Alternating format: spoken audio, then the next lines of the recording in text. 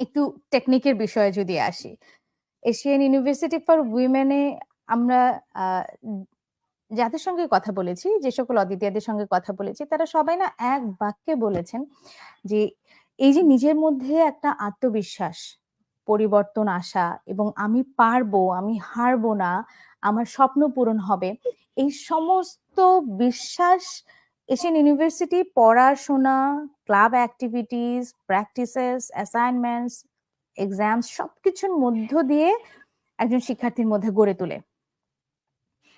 কিন্তু বাস্তবতা যেটা, সেটা হচ্ছে আপনি ক্লাস করছেন, আপনাকে অ্যাসাইনমেন্টস জমা দিতে হচ্ছে, আপনার টার্ম পেপার আছে, আবার মিড ফাইনাল আছে, এদিকে ক্লাব অ্যাক্টিভিটিস আছে, সবকিছু মিলে একটা খুব টাইট শিডিউল থাকে। এর মধ্যে পড়াশোনা করতে হয়, কাজ করতে হয়, নিজেকে প্রমাণ করতে হয়, বড় আপুর রোল প্লে করতে হয়, সবকিছু মিলেই তো হোস্টেল লাইফ, পড়াশোনার সময়টা, তাই না?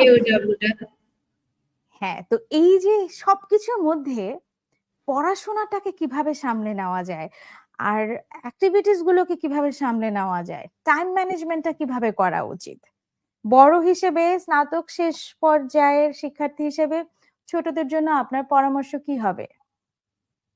টাইমলি সবকিছু, মানে টাইম ম্যানেজমেন্ট স্কিলটা ভালো থাকতে হবে, টাইমলি সবকিছু করতে হবে। যেমন যদি ক্লাব অ্যাক্টিভিটি থাকে 2 ঘন্টা 3 ঘন্টা, তাইলে প্রতিদিনের কাজটা মেনলি করতে হবে। আমাদের অ্যাসাইনমেন্ট বা টার্ম পেপার এগুলোর জন্য আমাদের একটা টাইম লাইন দেওয়া থাকে, সো এগুলো সবগুলোর টাইমের ভিতরেই করতে হবে, আমাদের লাস্ট মোমেন্টের জন্য অপেক্ষা করা যাবে না।